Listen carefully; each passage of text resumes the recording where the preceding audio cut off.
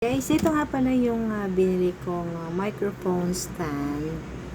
Bali, 50 pesos ko lang itong nabili. Yan. So, ipapakita ko sa inyo kung paano siya ina-assemble. Okay.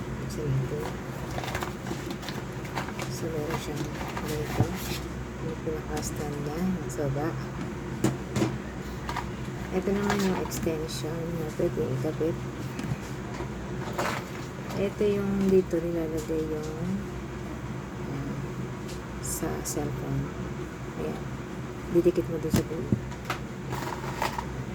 Ito yung yung ano din. Dito mo ipit yung cellphone mo. So, medyo masikip eh. Tapos, ito yung sa likod niya.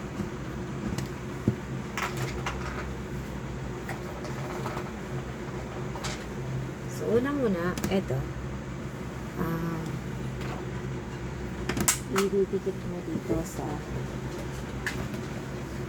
dito. Tama to. Pag didikitin mo to. No? Pero syempre, kukunin mo muna yung pasok mo muna dito yung ito. Pasok mo muna dito. Pasok doon. So, papaikurin mo lang siya. Ito yung nasa dito yung cellphone mo. So, nagagalaw-galaw yan. Nagagalaw-galaw yan. Okay. Tapos, ito isa. Okay. Ipapasok mo ito dito.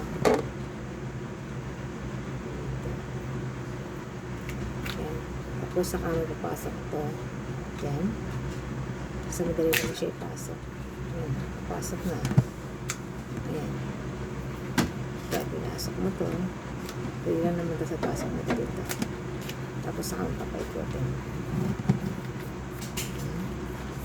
Ayan. So, medyo mahaba-haba na, oh. Okay. Saka mo siya ipapaikot dito. Sa pinaka-stand niya.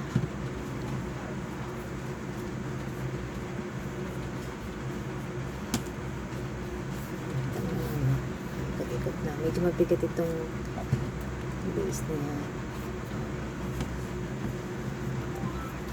Ayan, gusto mo mababa, pasikipan mo lang dito. Ayan, hindi lang matatanggal yan. Pag gusto mo mas mahaba, hanggang dyan lang siya, kaya niya. Ayan. So, pwede mo na ipatong yan sa table. So, ayan. Dali lang naman. Okay. So, ito, ilalagay mo siya po dito. Either makahiga o makano. So, yan yun. Yan na ang finished product ng microphone stand. Ito yung carton yan. Ito yung carton. So, bibili kayo 50 pesos lang naman ito. Sa Divisoria. Yan. So, bili na kayo para makapag-vlog kayo. Sa YouTube. Thank you for watching.